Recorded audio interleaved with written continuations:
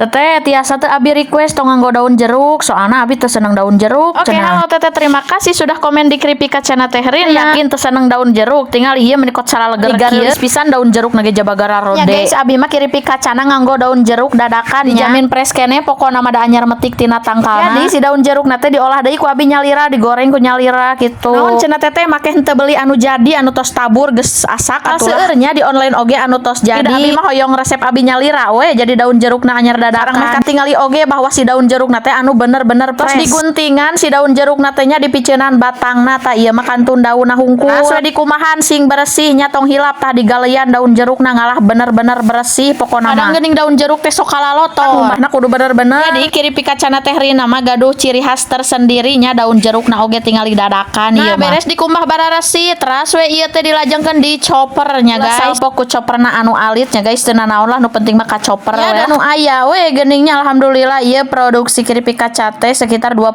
kilo sehari tah daun jeruk teh tiasa seep 2 kilo sehari guys. Jadi 2 kilo daun jeruk anu mentah Nah, atuh. terus beres carita namanya sadayana di chopperan, teras we ieu teh digoreng. Terus beres digoreng mah nya entos siap tabur karena Kripik Kacana dijamin pokona mah keaslian daun jerukna seungitna mantul. Nya ngajawab tadinya pertanyaan kanu teu seneng daun jeruk mah tiasa request tanpa daun jeruknya guys, boleh pokona mah tambah di note.